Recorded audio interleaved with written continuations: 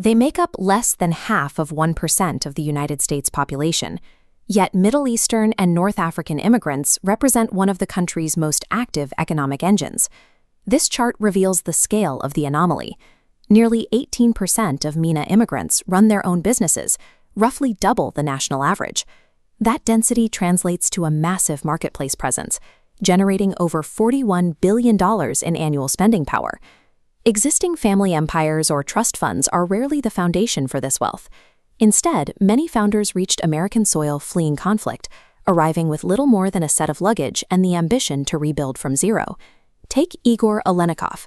After his family was displaced, he arrived in America as a teenager with exactly 4 suitcases and $800. Today, his real estate portfolio is worth billions. How do these individuals turn a total financial reset into a tech unicorn or a sprawling real estate empire?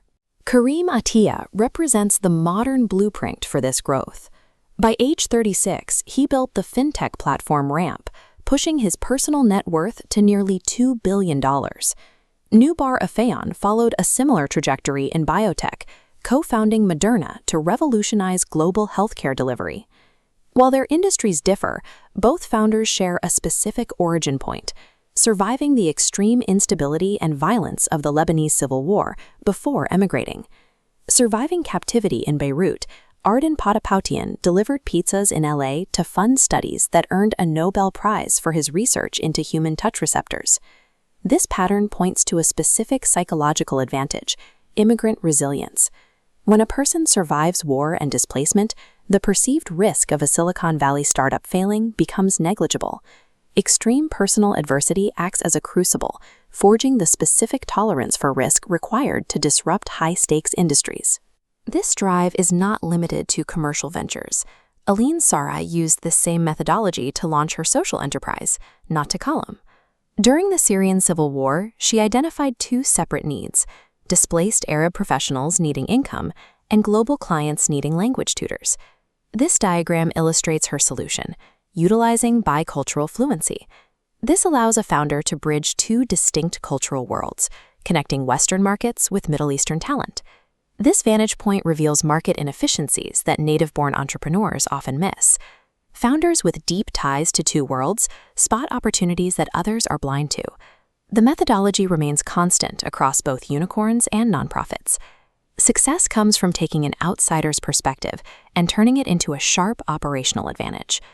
The third cultural advantage is a tradition of service that founders have scaled into a concept called radical hospitality. Modern founders like Charbel Mawad infuse this directly into their brands.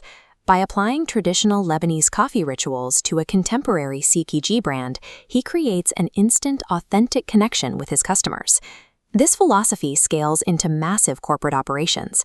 In 1970, Paul Orfalia rented a tiny office space in California and began making copies.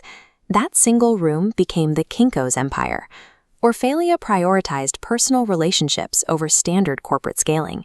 He viewed employees and clients as an extended family network, using hospitality as a core business driver. Weaponizing these deeply ingrained cultural traditions transforms a personal background into a massive, scalable business strategy. This density of entrepreneurship anchors the physical infrastructure of American cities, providing a macroeconomic lifeline that supports local workers. In Detroit, Middle Eastern immigrants proved vital to the city's commercial survival through the ownership of thousands of local storefronts, including an estimated 90